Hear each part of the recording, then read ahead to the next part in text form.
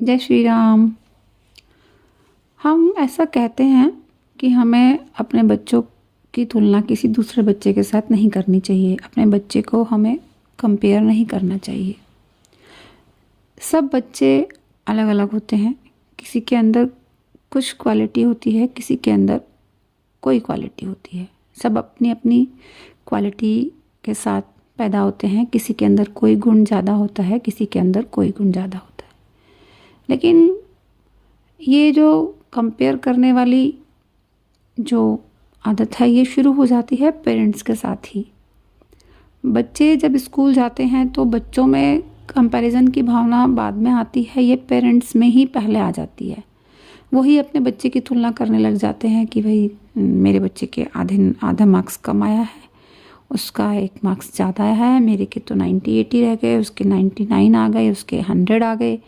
तो हम ये बच्चे के सामने भी बोलते हैं और हम बच्चों को प्रेशर भी डालते हैं कि नहीं, तुम्हें तो इतने नंबर लाने ही हैं।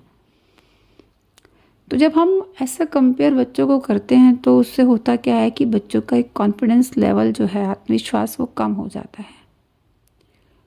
आत्मविश्वास कम होने से जो वो सही काम कर रहे थे वो भी नहीं कर पाते, उसको भी गलत साबित कर देते हैं।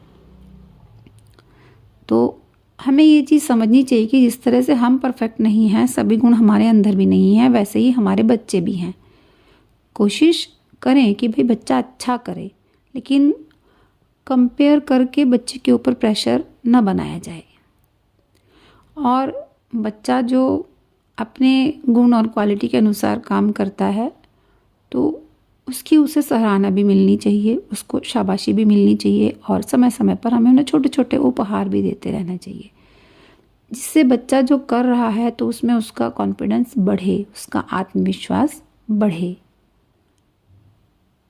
बच्चे को सही परवरिश देने का ये भी एक पॉइंट है कि यदि हम कंपेयर किए बिना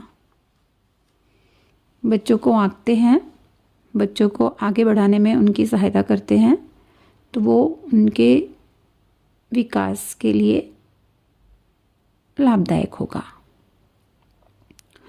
और दूसरा, हमें अपने डिसीज़न भी बच्चों के ऊपर नहीं थोपने चाहिए।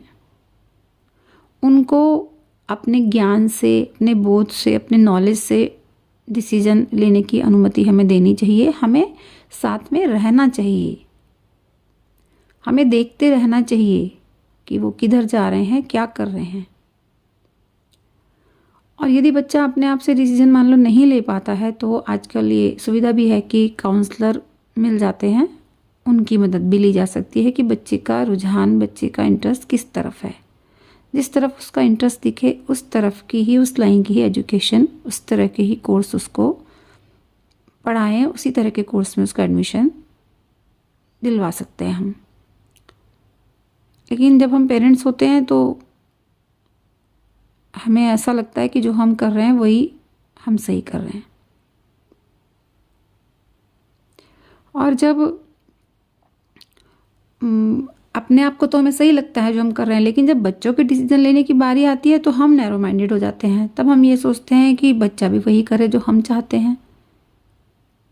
तो कई बार ऐसा होता है कि जब इस तरह की उल्टी बात हो जाती है कि बच्चे का इंटरेस्ट कहीं और है, हमारा कहीं और है, और बच्चा हमारी वजह से ही हमारी बात मानकर उधर चल देता है, तो कई बार बच्चे उस प्रेशर में आकर जब वो चीज़ वो कर नहीं पाते, उनका मन नहीं होता है, तो वो गलत कदम उठा लेते हैं। और फिर माँ बाप बाद में पछताते हैं कि भाई काश हमने ऐसा न किया होता, जो बच्चा चाह रहा था हमने वही करवाया होता, तो हो सकता है वो उस क्षेत्र में अपना अच्छा दमखम दिखा पाता, उस काम को अच्छे से कर पाता, तो उसमें वो सफल भी अच्छे से होता।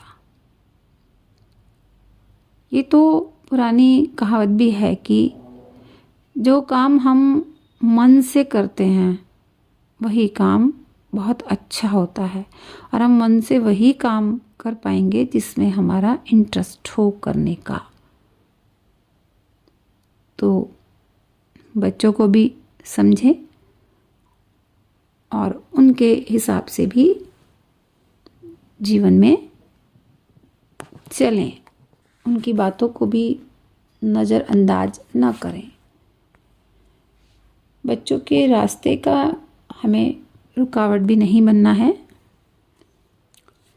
लेकिन हमें ऐसे भी नहीं छोड़ना है कि वो बिना डोर के ही इधर उधर भटक जाएं।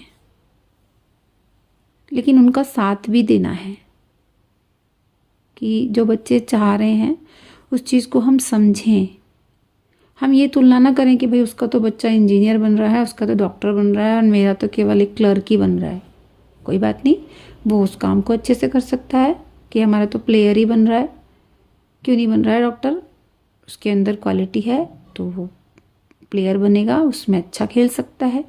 तो हमें बच्चे की खूबियाँ देखकर, उसका इंटरेस्ट देखकर हमें उसकी लाइन में उसे डालने के लिए प्रयास करना चाहिए। अपने आप को उनके आगे आड़े नहीं आने देना चाहिए।